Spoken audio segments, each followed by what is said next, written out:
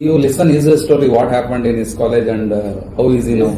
ಹೊರಗಿಂದ ಬರ್ತಾರಲ್ಲ lab exam ಇದ್ದಾಗ ಅವರು ಬಂದು ಅವರಿಗೆ ಏನ್ ಅನ್ಸಿತ್ತೇನೋ ಗೊತ್ತಿಲ್ಲ. ವೈವಾ ಕ್ವಶನ್ಸ್ ಕೇಳ್ಬೇಕಾರೆ ಫುಲ್ ಎಲ್ಲ ಕಾರ್ಡಲ್ಲಿ ಎಲ್ಲ ಮುಂದೆ ಈಗ ಓದಕ್ ಬರಲ್ಲ, ಅವ್ ಕತ್ತೆಕಾಯಿ ದನಕಾಯಿ ಆತರ ಫುಲ್ ಒಂಥರ ಮನ್ಸಿಗೆ ಹರ್ಟ್ ಆಗೋ ತರ ಮಾತಾಡಿದ್ರು.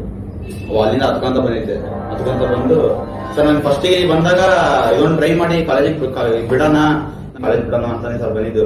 ಇವತ್ತು ಸರ್ ಯಾವ ತರ ಆಗಿದೆ ಸರ್ ನನಗೆ ಇವತ್ತು ಫುಲ್ ಒಂಥರ ಸರ್ ಒಂದು ಸ್ಪೆಲ್ಲಿಂಗ್ ನನಗೆ ಏನಾದ್ರು ಸ್ಪೆಲ್ ಮಾಡಂತ ಕೇಳಿದಾಗ ಬೇಕಾದ್ರೆ ನಾನು ಹೇಳೋ ಸ್ಲೋ ಮಾಡ್ಬೋದು ಸರ್, ಬರೆಯೋದ್ ಮಾತ್ರ ಚಕ್ಕಂತ ಬರೀತೀನಿ ಸರ್. ಸರ್ ಎಷ್ಟು ಇರ್ಬೇಕು ಸರ್ ಅದು ಶಾಕ್ ಆಗೈತೆ ಸರ್ ನೋಡಿ.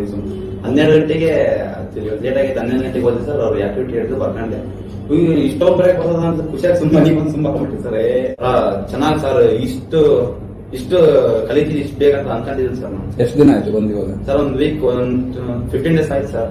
15 ಡೇಸ್ ಅಲ್ಲಿ ಎಷ್ಟು ಚೇಂಜಸ್ ಆಗಿದೆ ಸರ್. ನಿಮ್ಗೇನದು ನಾನು ಕೇಳಿದ್ದೆ ಒಂದ್ 3-4 ವರ್ಡ್ಸ್, ಆ ಸ್ಪೆಲ್ಲಿಂಗ್ಸ್ ಹೇಳಕ್ ಬಂದಿರ್ಲಿಲ್ಲ ಅವತ್ತು. ಟಿ ಶರ್ಟ್ ಅವೆಲ್ಲ ಅರ್ಥ ಮಾಡ್ಕೊಂಡ್ಬಿಡ್ತೀನಿ ಸರ್ ಇವಾಗ.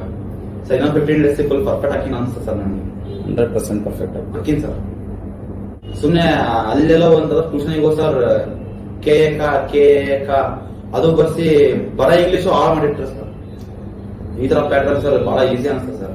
ಐ ಥಿಂಕ್ ದಟ್ ಆ ಸಾಂಗ್ ಅವತ್ತಾದ ದಿವಸ ಇವ್ರಿಗೆ ಮಾತಾಡ್ಲಿಲ್ಲ ಅಂದ್ರೆ ನಮ್ಮನ್ನೆಲ್ಲ ಜಾಲಿ ಆಗಿರೋ ಅವರು ಬರೀ ಹೋಗೋ ಹೊರಗಡೆ ತಲೆನೇ ಕಟ್ಕೊಂಡಿದ್ದಿಲ್ಲ. ನಾನು ನಮ್ 3rd ಫ್ಲೋರ್ ಇಂದ ಪ್ರಿನ್ಸಿಪಲ್ ಚೇಂಬರ್ ಬುಕ್ ಇಟ್ಕೊಂಡು ಬಾ ನೀನೊಬ್ಬ ಚೆನ್ನಾಗ್ಬಿಟ್ಟೆ ಬಾ ಅಂತ ಅಲ್ಲಿಂದ ಕರ್ಕೊಂಡ್ ಬಂದಿದ್ದು.